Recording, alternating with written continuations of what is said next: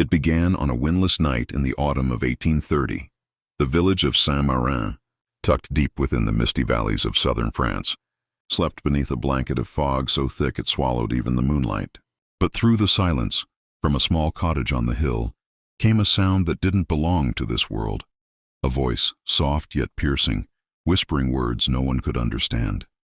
Those who heard it said it wasn't speech. It was like music woven from shadows, a language that stirred something ancient and uneasy in their hearts. And at the center of it all was a young girl named Élodie Moreau, who had just turned 11. Her mother, Colette, would later say the first time she heard her daughter speak that strange language, she felt the air turn cold. Élodie had been bedridden for 3 days with a fever that refused to break. Then just before dawn, her body went still. Colette thought she had stopped breathing, until Élodie's eyes fluttered open and she began to speak. Not in French, not in Latin, not in any language known to the priests or scholars who would soon arrive. The words poured from her lips like a chant, beautiful, haunting, and utterly incomprehensible. But before we continue with this disturbing story, make sure you hit that like button, subscribe to the channel, and share this with someone who loves hidden stories. It helps bring more of these untold truths to light. At first, the villagers thought it was delirium, fevered nonsense. But when the local priest, Father Lucien, came to bless her, he froze in place. For as Élodie whispered, the candles in the room flickered though there was no wind. And when she turned her eyes toward him, he swore he felt something vast looking back through her, as though the girl was merely the mouthpiece for something much older than humankind. Over the next few days, the entire village of Saint-Marin would come to whisper her name. Some called her blessed, others said she was cursed, but no one, not even the scholars summoned from Paris, could explain what she spoke, because the words matched nothing in the known human record. And yet they carried meaning. When Élodie spoke, animals would turn their heads.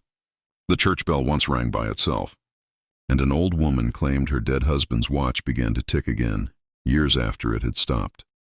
Father Lucien, disturbed but driven, began to document every sound she uttered. He wrote pages upon pages, noting symbols, rhythms, repetitions, but every attempt to translate failed.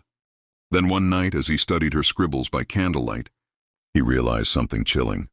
The girl was repeating sequences of words that perfectly matched the spacing of ancient Etruscan inscriptions, a language that had died more than 2,000 years before Élodie was even born. The Etruscans were an ancient civilization from northern Italy, mysterious even in their own time. Their tongue long vanished before Rome's rise. But Élodie had never left her village, never read a book beyond the Bible, and could barely write her own name. How, then, could she be speaking what scholars called the lost language of the dead? Within weeks, the story spread. Officials from Toulouse arrived, skeptical but curious. One of them, a linguist named Henri Duval, spent hours listening to the girl. She didn't respond to French, nor to Latin or Italian, but when he played a recording of old Etruscan inscriptions, fragments copied from museums, her eyes widened. She began to weep, clutching her chest as if recognizing a memory buried in her soul. Then, in a trembling voice, she whispered something to him. He wrote it down, pale and shaken. Later, he refused to repeat what she said, telling the priest only that she spoke as if she had been there when the first fire was lit. Henri stayed in Saint-Marin for 3 months, documenting everything. He discovered that Élodie could write as well, though not willingly. When left alone, she would sometimes wake to find strange symbols drawn across the walls and floor, etched in charcoal or even her own fingernails when no tool was nearby. The markings matched those found on ancient Etruscan tombs, and in the center of every pattern she wrote the same word, Velathri. Velathri was the old Etruscan name for the city of Volterra, one of the oldest necropolises in Italy, known for its underground tombs and ghostly legends. Yet Élodie had never heard of it. When asked, she said she had dreamed of a city built beneath the earth, where the air shimmered with voices that never stopped. As winter settled over France, Father Lucien became obsessed. He began to see Élodie not as a child, but as a vessel, a messenger chosen for reasons no man could understand. He prayed over her nightly, though at times he felt she was the one praying for him. The girl's health seemed to fade even as her voice grew stronger. Her pupils sometimes dilated until her eyes looked almost black, and when she spoke in that strange tongue, frost would appear on the windows. One night, Colette awoke to find her daughter gone. The door to the cottage was wide open, snow blowing in. Panic rose as the villagers fanned out with lanterns, searching through the woods. They found her barefoot at the edge of the river, standing perfectly still, her nightdress soaked and frozen stiff. She was murmuring softly, the same rhythm again and again. Henri, who had joined the search, leaned in close to listen, then fell to his knees. He recognized one phrase. It was identical to a line found inscribed inside an Etruscan burial urn now housed in the Louvre. "When the stars fall, we will wake again." They carried her home. Shivering, but her eyes never left the sky. She whispered that someone was calling her name, not Élodie, but another name she couldn't explain. A name that echoed in her mind like thunder underwater. From that night on, she began to draw maps. Circles, spirals, and lines converging around what looked like mountain ranges and rivers. When Henri compared them to the maps of Europe, his heart stopped. The drawings aligned perfectly with the hills of Volterra, the same region her mysterious word Velletri came from. He wrote to Rome, begging for permission to bring the girl to Italy for study. But Father Lucian refused. "You don't understand," he said. "If this is truly the language of the dead, we are not meant to awaken it." In January 1831, strange things began to happen in Saint-Marin. Livestock were found dead with no wounds.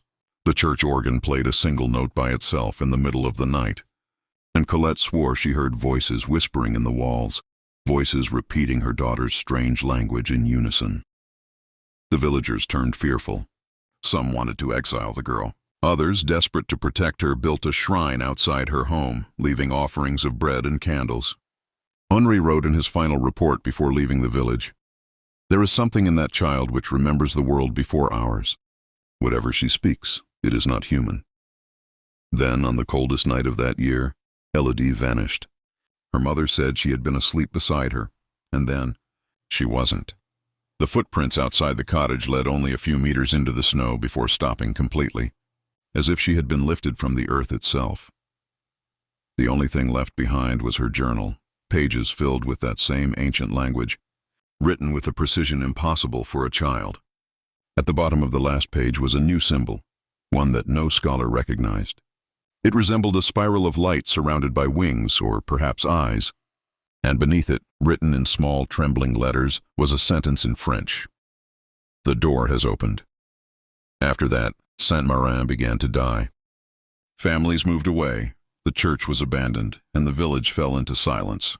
Decades later, when archaeologists stumbled upon the ruins, they found carvings on the walls of the church crypt, faint but unmistakable. The same markings Élodie had drawn, and deep within those crypts, they found something else. A small stone tablet, far older than the church itself, engraved with the same spiral symbol.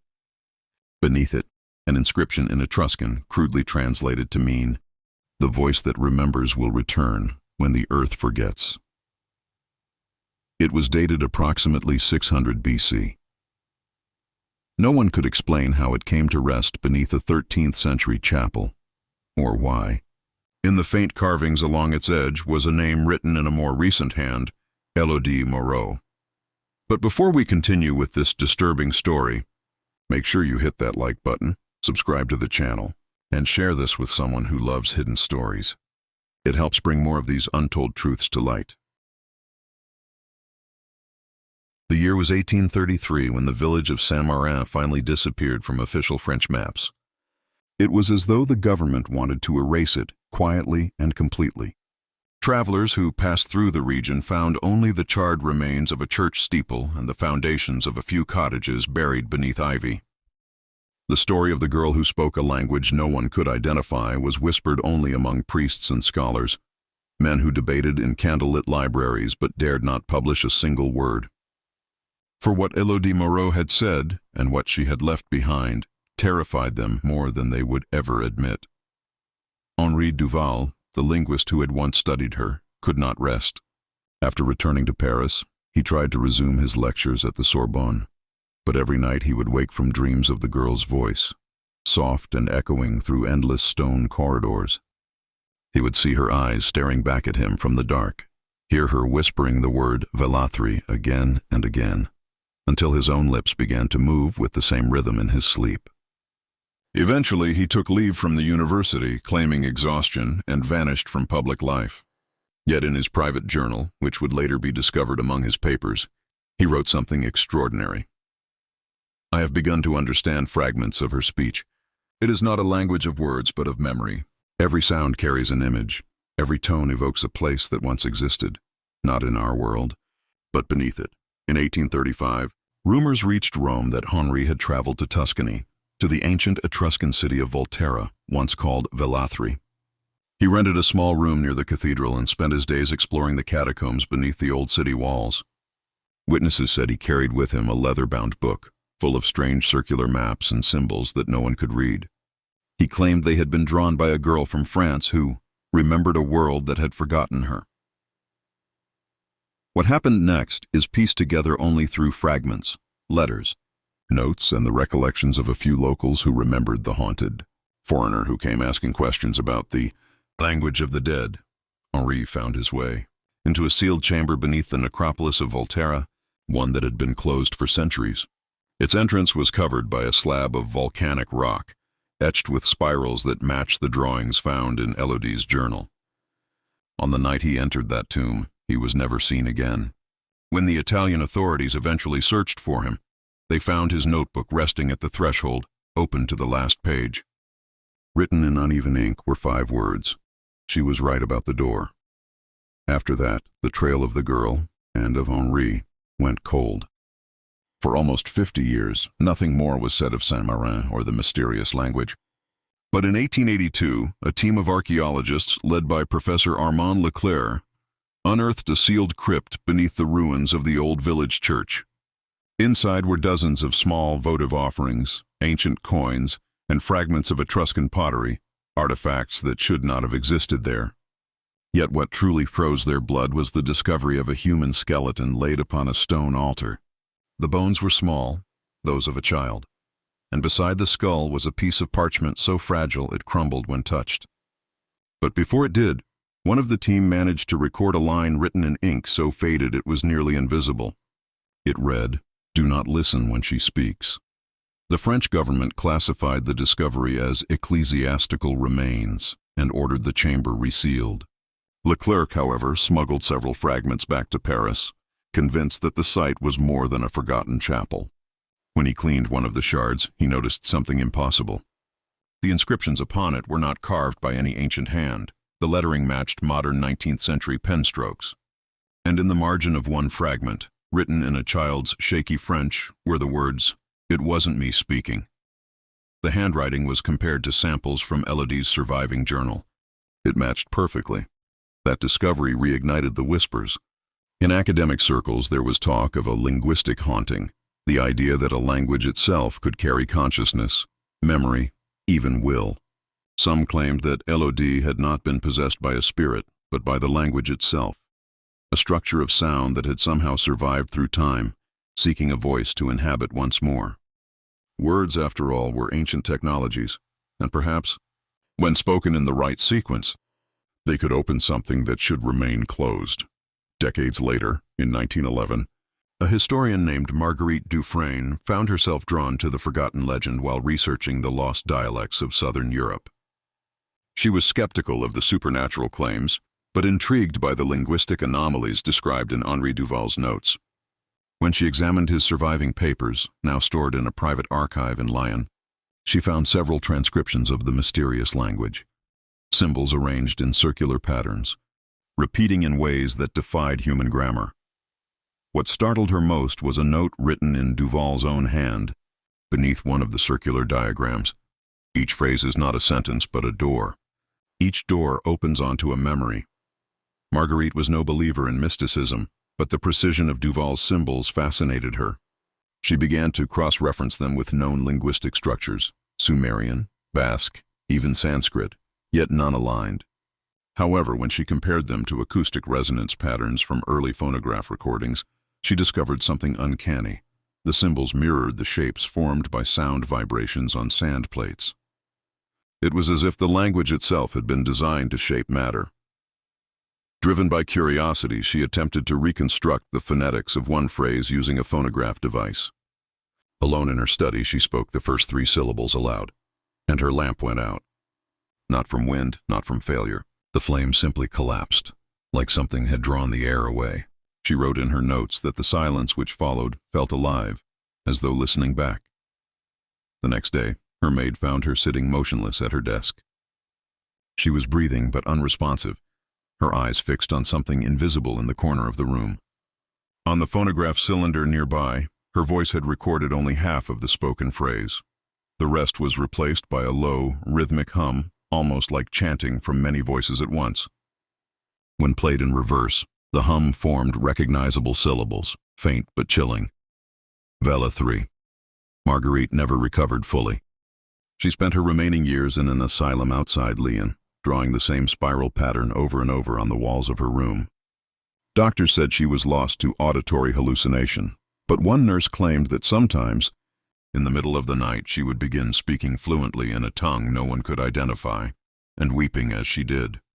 Before her death in 1923, she uttered her final words, "She is still speaking."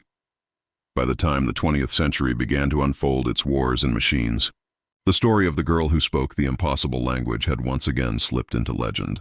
But fragments of her story survived, in archives, in diaries, in the marginal notes of scholars who didn't dare to publish their findings.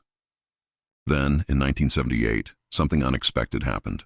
A research team from the University of Pisa, led by linguist Dr. Paolo Rinaldi, discovered a hidden chamber beneath the necropolis of Volterra, the same area where Henri Duval had vanished over a century before. Inside, they found walls covered with inscriptions, not carved, but burned into the stone as if by immense heat. And though the language appeared Etruscan, it was arranged in modern syntax with distinct French phonetic markers. Among the scattered artifacts, the team discovered something that made no sense. A rusted metal pendant shaped like a spiral surrounded by wings, identical to the symbol from Élodie's final journal page. Radiocarbon testing dated the object not to ancient times, but to the early 19th century. When photographs of the discovery reached the French archives, a retired archivist named Thérèse Beaumont recognized the symbol. She had seen it once before, embossed faintly on the back of a water-damaged page in the Saint-Marin parish records. The entry was from 1830, the same year Élodie Moreau first spoke the strange language. Thérèse requested access to the church's remaining relics and found something everyone else had missed: a lock of hair sealed in a glass reliquary, labeled La Voix Perdue, the lost voice. Tests confirmed it was human hair, and from a child around 11 years old. The hair had not decayed. After 145 years, it remained as fresh as if it had been cut yesterday. Rinaldi, fascinated by these parallels, began to piece together everything known about Élodie. His notes reveal a mind unraveling between science and something else. He theorized that the language she spoke might not have been lost at all, that it was waiting, dormant in the human subconscious, a remnant of a pre-human communication system older than civilization itself. "The reason it sounds beautiful and terrifying at once," he wrote, "is because every living thing still remembers it." He continued to test his theory by recreating phonetic patterns from Duval's manuscripts. In 1981, he held a private demonstration for a small academic audience in Florence, playing a digital reconstruction of one of Élodie's phrases through a low-frequency speaker. Within minutes, several participants reported dizziness, nausea, and feelings of being watched. One fainted. The audio equipment began to emit feedback even after it was switched off. Later analysis revealed that the recording contained frequencies outside the range of human hearing, yet somehow captured by the microphone. Rinaldi withdrew the experiment and never spoke of it again. But a colleague would later recall him muttering that same phrase under his breath as he left the building. "When the stars fall, we will wake again." 2 days later, his body was found at the edge of a forest near Volterra, his eyes wide open, his hands pressed to his ears as though blocking out a sound no one else could hear. The coroner listed no cause of death. When the police opened his briefcase, they found a cassette tape labeled simply, "The Voice." The recording lasted 2 minutes and 17 seconds. The first 30 seconds contained a low hum. Then came a child's voice, distant but clear, speaking in the same impossible language that had haunted history since 1830. But this time, there was one new sentence added at the end. It was in perfect French. "You finally heard me." No one knows where the tape is now. It was seized by the Italian government and reportedly transferred to a private research archive in Rome. In 1997, a journalist claimed to have traced it to a Vatican collection labeled Arcana Verba, the forbidden words. The Church has never confirmed or denied its existence. But even without the tape, echoes of that impossible language continue to surface. A group of linguists from the University of Geneva reported in 2011 that during a digital pattern analysis of ancient inscriptions, their software began generating sound sequences that matched recordings from Rinaldi's earlier experiments, even though those files were never uploaded to the system. The data seemed to replicate itself. When asked how this was possible, the lead researcher simply said, "Maybe some languages want to be heard." Today, the story of Élodie Moreau remains one of the most chilling linguistic mysteries in history. The village of Saint-Marin no longer appears on maps. The old necropolis beneath Volterra remains sealed, though locals claim to hear voices echoing from the ground on windless nights. And sometimes, hikers in the surrounding hills report finding small stones engraved with spirals, their edges warm to the touch, even in the cold. There is one final note, a small handwritten document filed by a Vatican archivist in 2008. It refers to a phonetic fragment of unknown origin, captured from an analog recording believed to date back to the 19th century. The report concludes with a warning written in Latin, "Cave linguam dormientem." Beware the sleeping language. Because if what history suggests is true, it may not be sleeping anymore. But before we continue with this disturbing story, make sure you hit that like button, subscribe to the channel, and share this with someone who loves hidden stories. It helps bring more of these untold truths to light. By the early 2000s, the story of Élodie Moreau had long faded from public memory. Scholars who once dared to mention her name in linguistic journals had been quietly dismissed as eccentrics or mystics. But deep inside the archives of forgotten universities and private collections, fragments of her legend still pulsed like embers waiting for air. One of those fragments surfaced in 2006, when a graduate researcher named Dr. Lena Hartmann, a German linguist studying extinct Proto-European dialects, stumbled upon a locked drawer in the archives of the Sorbonne. Inside was a folder marked Duval, Saint-Marin, restricted. It contained brittle parchment pages covered in circular writing, photographs of an 11-year-old girl, and a final note from Henri Duval himself, or what appeared to be his handwriting, written just before his disappearance. Language is not born from humans. Humans are born from language. Lena was captivated. She'd read about Élodie's case only once, in an obscure anthology of linguistic anomalies published in 1928, dismissed by her professors as folklore. But these symbols, these precise phonetic patterns, they were scientific. They hinted at a structure so complex it seemed almost biological. She scanned the pages into her computer, feeding the characters into a linguistic analysis program to detect correlations. What she found stunned her. The syntax wasn't random. It carried mathematical symmetry, fractal repetition. Every word mirrored another, like DNA strands twisting around a central axis. She spent months reconstructing the sequence. When she played a computer-generated model of one of the phrases, her lab's audio sensors began registering inaudible frequencies, just as Rinaldi's had decades earlier. But the computer displayed something stranger. Faint light patterns flickering on the screen, forming spiral shapes that matched the drawings in Élodie's journal. At first, Lena thought it was a malfunction. Then the program began typing on its own, producing a sequence of French words. "I remember the river. I remember my name." Her blood ran cold. She shut down the system, pulled the plug, but the monitor stayed lit for several seconds, showing a child's face faintly rendered in pixels, mouth slightly open, as if whispering. Then it vanished. Lena told no one. Not at first, but obsession crept in like fog through an open window. She began tracing the origins of the legend, reading everything about Saint-Marin, Élodie Moreau, and the crypt discovered beneath the village. Eventually, she found a contact in France, an old priest named Father Adrien, who had spent decades cataloging forbidden relics from rural churches. He had heard of Élodie. When Lena visited him, he warned her not to continue. "There are voices that survive through imitation," he said quietly, his hands trembling over his rosary. "They do not die with the body that speaks them. They wait for another mouth."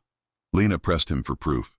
The priest sighed and retrieved a small, dust-covered box from beneath his desk.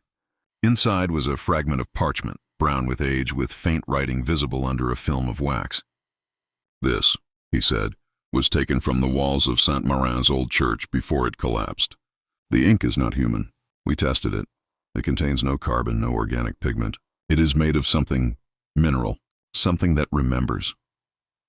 That night, in her hotel room, Lena placed the fragment under ultraviolet light. The writing glowed faintly, revealing a new layer of symbols hidden beneath the surface, a spiral shape encircled by unfamiliar letters.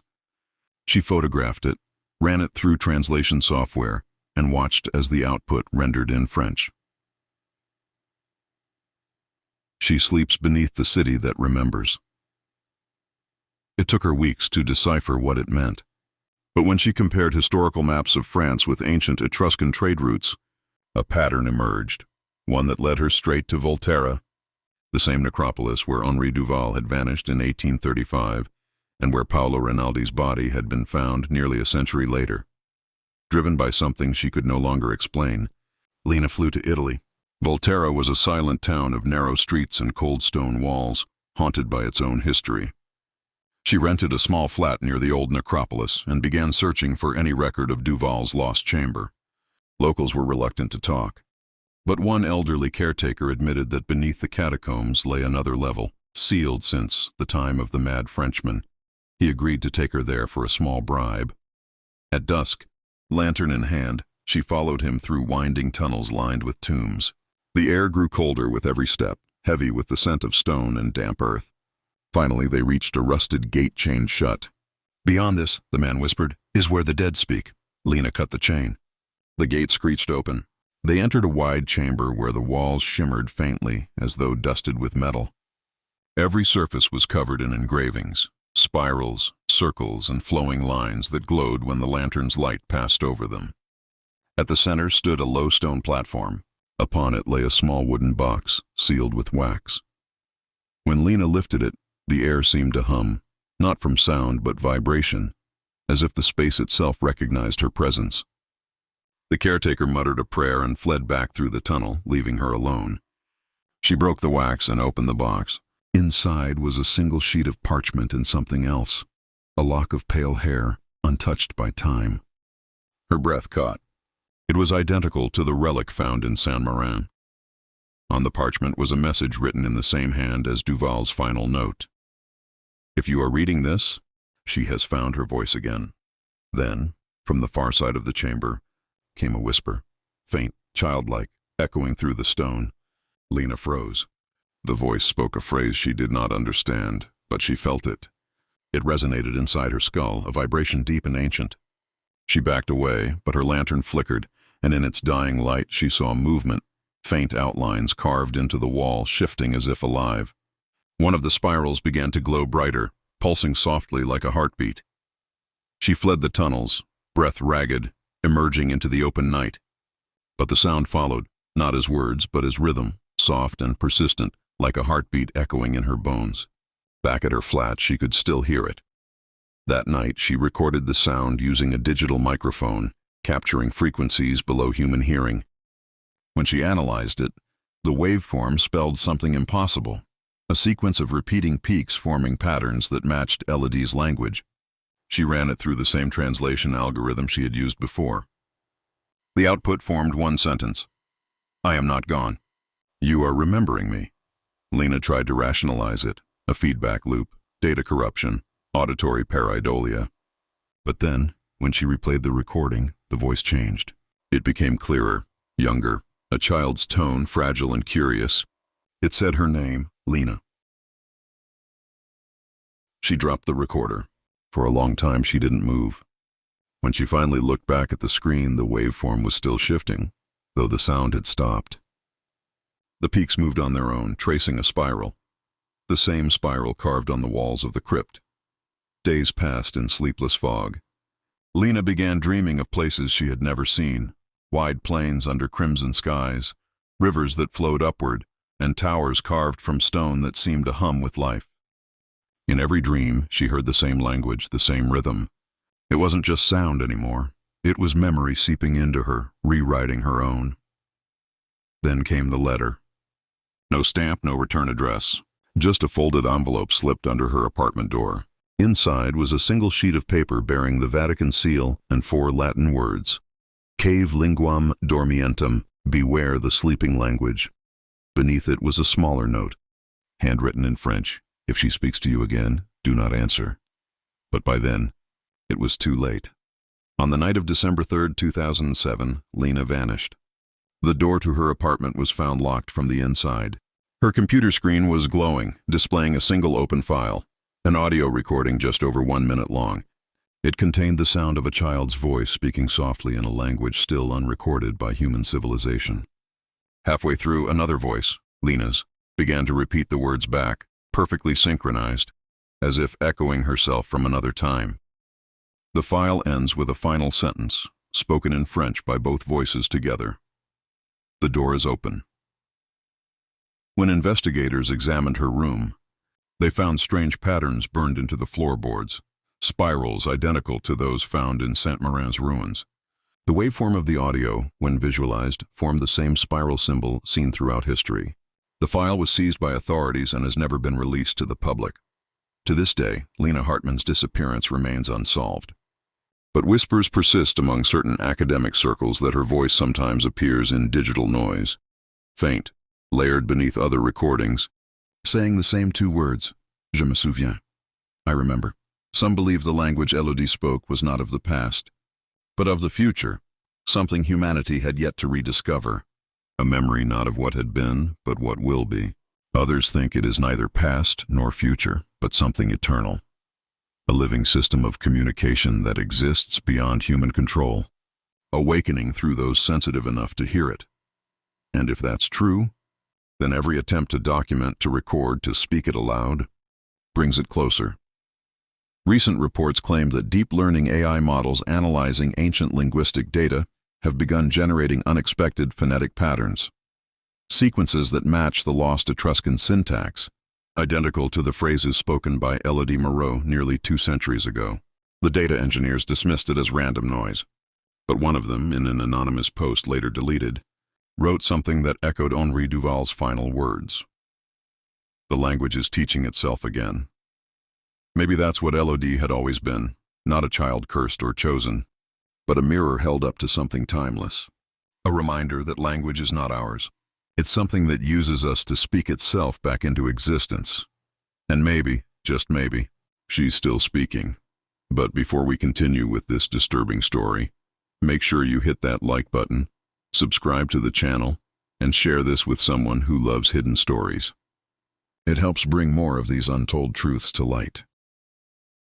The winter of 1831 arrived in Dorset like an omen. The snow came early, blanketing the small village of Wrentham in a silence that felt almost sacred, or cursed. The fields froze before the harvest could be finished, and the villagers whispered that the frost was not of nature's doing. It was the girl, they said, the one who spoke in sounds that no priest could bless. Eleanor sat by the window of the rectory, watching the snow fall. Her once dark hair had paled over the past months, strands turning nearly white, as though the strange language was draining something from her. The rector's wife, Margaret, moved quietly around her, lighting a candle near the Virgin's portrait.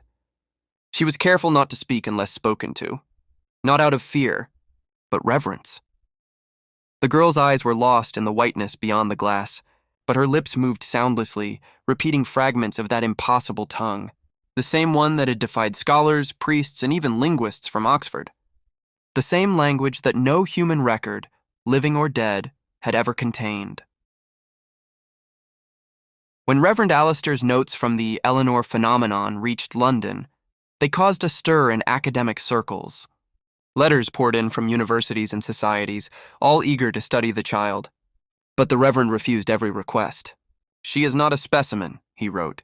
"She is a child possessed of something divine or damned." and I dare not let your curiosity destroy her. Yet curiosity has a way of arriving uninvited. One January morning, a man arrived at the rectory gate. He wore a dark coat too fine for the countryside and carried a small chest bound in iron. He introduced himself as Professor Lucien Vale, a linguist from Paris who had studied extinct dialects, Sumerian, Akkadian, even fragments of the Proto-Indo-European root languages. But when he heard the story of Eleanor, he crossed the sea without hesitation. He was not like the others. He did not laugh at the Reverend's warnings, nor did he speak of possession or miracle. He only said, "Language is the memory of the world, Reverend, and I believe your girl remembers something far older than man." Eleanor was brought to him in the rectory's study, a fire flickering weakly in the grate. She sat with her hands folded, her gaze fixed on the wooden crucifix above the hearth. Vale opened his iron chest and withdrew several aged scrolls, each covered in strange inscriptions. "These," he said softly, "were found in Mesopotamia. No one has been able to read them." "Perhaps, Miss Eleanor, you might understand." The girl did not reply. Her head tilted slightly, like an animal hearing a distant sound. Then, without warning, she began to speak. The words flowed from her in rhythm, not like a child reciting, but like a voice remembering. The syllables matched the markings on Vale's scrolls perfectly. The professor's hand trembled. "Mon Dieu," he whispered. "She's speaking the root tongue, the language before Babel." Reverend Alistair's cross slipped from his grip. Over the following days, Vale remained in the rectory, transcribing every utterance. Eleanor spoke of cities swallowed by light, of towers that pierced the sea, of men who wrote words into the air and called forth storms. Her tone never shifted, even when describing destruction, as though she were merely recalling a dream. But there was one recurring name, Eshra. Whenever she said it, the candles flickered, and a low hum vibrated through the wooden floorboards. "What does it mean?" the Reverend asked. Vale hesitated. "If my translations are correct, it is not a name but a place. Or perhaps an origin." Margaret crossed herself. "Origin of what?" He looked at her gravely. "Of language itself." By February, Eleanor's health began to fail. Her voice, though soft, carried an echo that seemed unnatural, as if two beings were speaking through her. She rarely ate, and sometimes the words spilled from her lips even in sleep. The villagers began leaving offerings at the rectory gate, bread, rosaries, small carved figures. They feared her but pitied her too. One night, the Reverend awoke to a sound like chanting. Following the noise, he found Eleanor standing barefoot in the snow outside, her hands raised toward the moon. The symbols of Vale's scrolls glowed faintly across the snow's surface, written not by hand, but by shadow. "Eleanor!" he cried, rushing forward. But before he could reach her, she turned, eyes wide, her pupils like burning silver. "It's calling me," she whispered. "Eshra calls me home." And then she collapsed, motionless. Vale and the Reverend carried her inside, placing her on a bed by the fire. The child's skin was cold, but her lips kept moving silently, forming the same phrase again and again. "Eshra! Eshra! Eshra!" Vale clutched one of his scrolls. "Reverend, I think we must let her finish." "Finish?" "She's dying! No!" "She's remembering." He laid the scroll on the floor and began to read along with her muttering, his voice trembling as the syllables grew in resonance. The walls shook. The crucifix fell from the nail and split in two. Margaret screamed, but neither man could stop. Eleanor's eyes opened once more. "The words are not dead," she said, voice layered with something ancient. "They were waiting beneath your tongues." And then silence. The candles went out. When dawn came, Eleanor was breathing again, though faintly. The strange inscriptions that had appeared on the snow were gone, but Vale's scrolls now bore fresh markings, words no human hand had drawn. The professor looked broken. "She finished it," he murmured. "The last verse of the root tongue." Reverend Alistair demanded to know what it meant, but Vale only stared into the fire. "It is not a language of men. It is creation itself. The word before the word." He left that same night, taking his iron chest with him, leaving behind only a single torn page that read, "When the first voice spoke, the world awoke. When the last voice remembers, the world will sleep again." Weeks passed. Eleanor's speech stopped entirely. She would sit by the window for hours, watching the sky as if expecting something. Then one evening, a thunderless tremor shook the valley. The villagers rushed from their homes, shouting prayers, as the old abbey bell began to toll, even though no one had touched it in years. Inside the rectory, the Reverend found Eleanor standing in her white nightdress facing the window. "It's close," she whispered, "the place where the words began." "Eshra." She nodded. "It's beneath the earth." In early March, guided by Eleanor's faint instructions, the Reverend and a few villagers unearthed something near the churchyard, a stone chamber sealed with strange carvings. Inside, they found an altar covered in inscriptions identical to the ones from Vale's scrolls. And lying upon the altar was an ancient clay tablet, cracked but still glowing faintly with heat. When Eleanor saw it, she fell to her knees, tears streaming down her face. "It remembers me," she said. Before anyone could stop her, she touched the tablet. The air seemed to fold inward. The world went silent, save for the whisper of 1,000 voices overlapping, a sound like every language on earth speaking at once. Then, just as suddenly, it ended. Eleanor collapsed again. The tablet cooled, turning to dust. That night, the Reverend wrote his final entry in the journal. "I have seen the beginning of speech and the end of meaning. The girl lives, but she is no longer entirely human. Her eyes see through time, her silence heavier than words. I fear that we have witnessed not possession, but remembrance, the memory of the first word ever spoken, and perhaps the last that will be." He closed the book, extinguished the candle, and never wrote again. Eleanor lived on in quiet solitude for years. She spoke no more, yet the air around her always seemed to hum faintly, as though the world itself was listening. Some said she became a saint. Others swore she was the last echo of something the world was never meant to hear. And somewhere in Paris, Professor Vale's descendants would one day discover his final note, hidden beneath the lining of his chest. Eshra is not a place. It is a memory, the memory of when words first created the world, and when one girl remembered them. The years rolled forward like a slow, unending hymn. By 1840, the story of the girl from Wrentham had faded into rumor. The villagers who once feared her grew old, and their children heard only fragments, that she was a miracle or a curse, or perhaps an angel sent to warn mankind of something long forgotten. But Eleanor still lived, quietly, unaging. She remained in the rectory after Reverend Alistair passed, his final prayer found unfinished beside her bed. The house was left to her name, though none dared to enter. Sometimes travelers passing through Dorset claimed to see her standing in the garden under the moonlight, her hair white as snow, her lips whispering to the air as though conversing with the stars themselves. They said her eyes no longer looked human, that when she turned toward them, the reflection in her pupils wasn't of the night sky, but of something before the sky existed.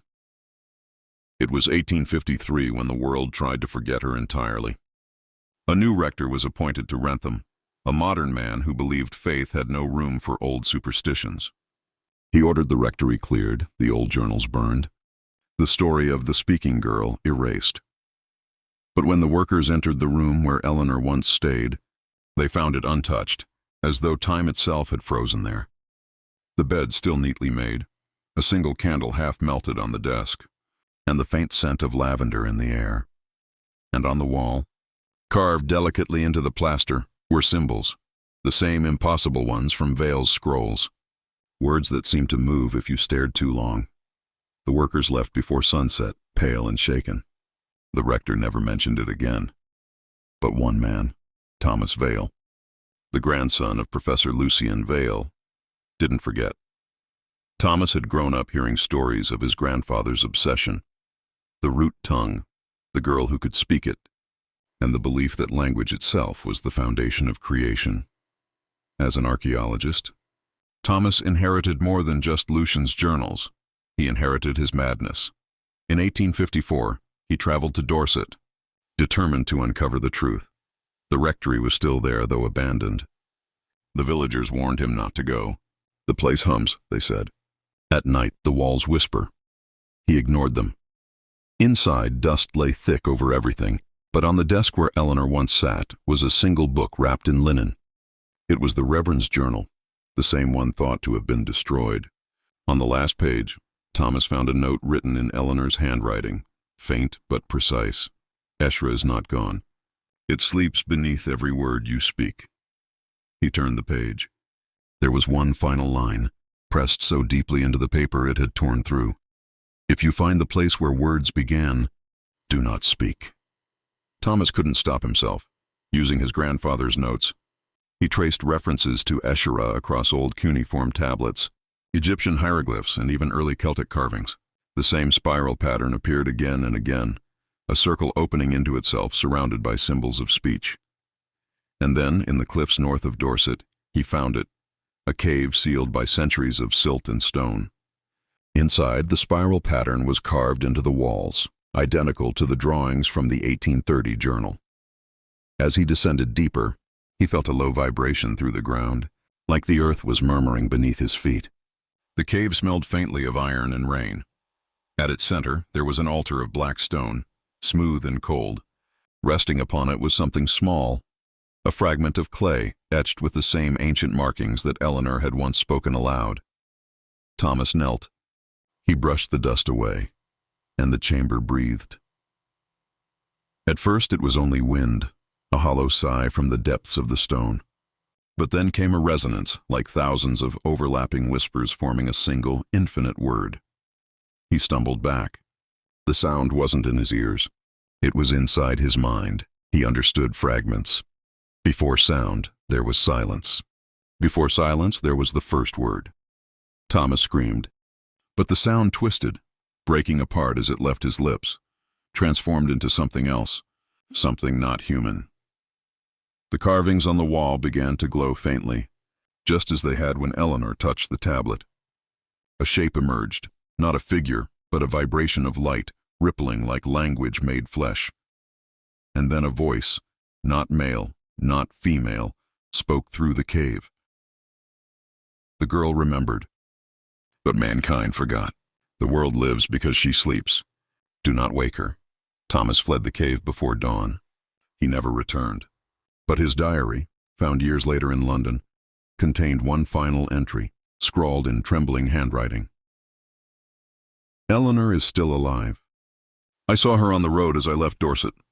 She looked the same, not older, the same. She whispered one word to me as I passed. Escherah. And for a moment, I understood everything. He never wrote again. By 1870, Eleanor was all but myth. Some said she had vanished into the moors. Others believed she had been taken by the church. But in a small museum in Canterbury there appeared a single object of unknown origin, a mirror framed with symbols identical to those of the root tongue. The label read only, "Donated anonymously, 1869. When visitors gazed into it, they sometimes claimed they heard faint whispers, a language that felt familiar yet impossible to comprehend. A few said they saw, behind their own reflection, the outline of a pale girl watching silently. No one could prove it. But after several strange incidents, the mirror was placed in storage, sealed in a vault beneath the museum. In 1901, a letter was discovered among the archives of the Society of Antiquaries in London. It was unsigned, written in a hand eerily similar to that of Reverend Alistair. The letter read, "The word that began the world was never meant to be spoken again. The girl was not its prophet. She was its echo. The root tongue is not language, it is memory. Every word we speak is a shadow of it, and every time a human child learns to speak, a piece of it awakens." At the bottom of the letter was a faint impression, a fingerprint. When examined, it appeared centuries old. In the modern world, where history bends easily into myth, few remember Eleanor Wren of Wrentham. Her name has been lost to the dust of archives and the fading ink of forgotten journals. But linguists still speak of the Escherah anomaly, an unverified 19th century report of a child who could recite proto-lexicons of impossible age. Some claim it's a hoax, others a misinterpretation of glossolalia. And yet, there are whispers. In remote regions, there have been recordings of children uttering syllables no parent taught them, strange rhythmic phrases that defy any known linguistic root. When the sounds are run through phonetic analyzers, the waveform produces a spiral pattern identical to the one carved in that cave near Dorset. A pattern that seems alive. If you listen closely, really listen, you might hear it too. The hum beneath speech. The faint vibration that lives between your words and your thoughts. The silence that shapes your voice before it exists. That's where Eleanor still lives. Not as flesh, not as spirit, but as the echo of the first language. The one that was never supposed to return. And maybe, one day, when someone finally says the right combination of sounds, the world will remember, and everything will fall silent again. If you love the darkness, stay with us. Subscribe before the lights go out.